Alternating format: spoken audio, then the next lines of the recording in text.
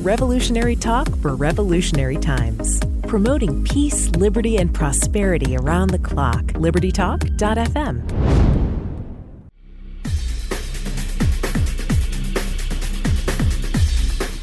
Welcome to Living in the Solution with Dr. Elena George. Today we have a friend of the show, someone I'm looking forward to speaking with because we haven't caught up for quite a while, but she's on the front line with her ear to the ground and the town crier in the sense that she's telling everybody what's going on, because if you don't really follow our education system, it's moving in directions that I don't think parents know, and the children are on the front line being exposed to everything.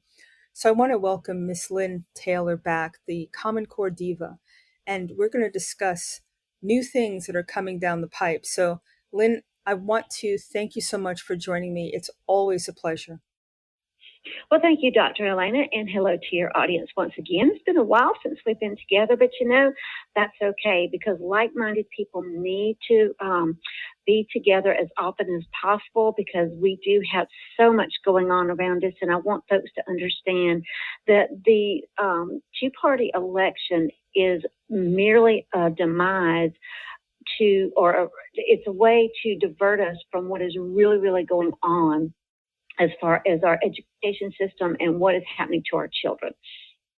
I think that's a very good place to start, because I think our emotions are driving pretty much everything, whether it's things that our children are being exposed to, we're being exposed to. Every time you turn on the TV, there's something that is making the rational brain turn off, and emotions are just running, I think, wild. So let's get into it. What's the new charter that's out there, the Summit of the Future meeting at the UN? Because I know they're meeting currently. Right. They just wrapped up that meeting, Dr. Elena, and what it did was it got the member states, which of course we know the United States is one of those member states of the United Nations, to come together and say, hey, we really think that we need a United Nations 2.0, so to speak. So we're going to have this brand new charter. We're going to give the UN more power over the member states, and the member states are going to weaken their governing bodies in the process, is the part that's not been brought up.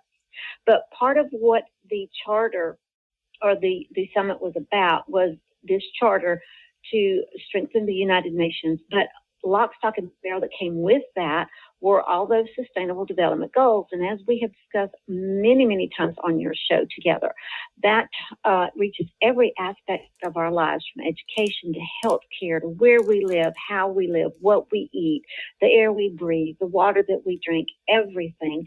And so artificial intelligence has been woven into every one of those sustainable development goals, especially the data tracking to track us from birth to death.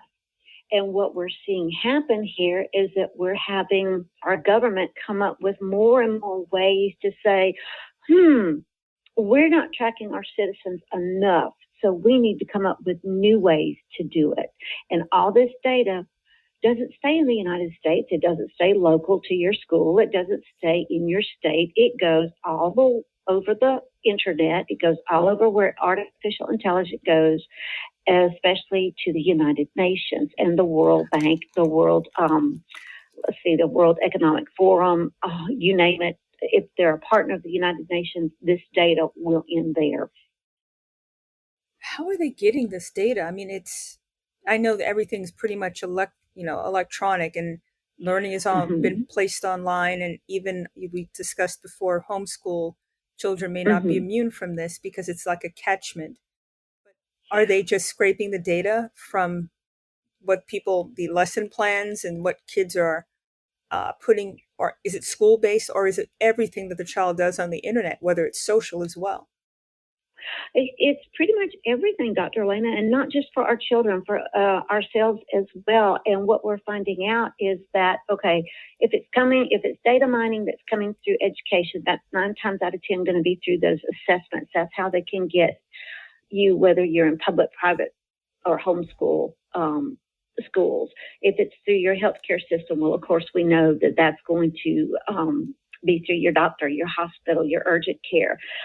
This is coming through housing as well. And this is one of the latest grabs is that we're seeing from housing and urban development in partnership with not just the Department of Education, but the Department of Labor, the Department of Transportation, the Department of Energy. Pretty much all the unconstitutional federal agencies that we have come up with these ways to data mine, and the way they're getting by with this is from congressional mandates. Now, let's stop and review, first of all, how our government works. The government is supposed to work in the way that we have an executive branch that oversees everything. We also have a judicial branch, and we have a legislative branch. Well, Congress hangs out in the legislative branch, okay? They're supposed to make laws. They're not supposed to create mandates. Neither is the executive branch. Neither is the judicial branch. We've seen mandates come out in executive orders from the executive part of the administration. This is where our presidents, regardless of Republican or Democrat, misuse those executive orders to create initiatives and programs that are supposed to be coming out of the legislative body. And so now we have the legislative body coming in and going, well, we're not going to mess with laws. We're going to come up with these mandates, and we're going to hide them in legislation, and then we're going to take bukus of taxpayer money, and we're going to create study groups to come in and say, here's the justification for why you should have this mandate, and then put it in the bill, and then pass it as law, and then pretend everything's hunky-dory, because after all, they didn't bend the law. I have a question. A mandate and a law, they're not the same thing. You know, one is you shall, and one is, you know, not as strong. I mean, a law is you have to follow it, but a mandate is just an order, but it's not law, is it? No, it's not. But here again, we have educrats who will take regular words and use them to confuse us on purpose.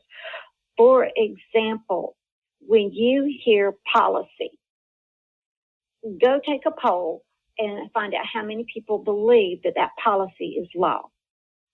Policies are not law. We've discussed this, I don't know how many times on this show, but we're going to go over this example one more time.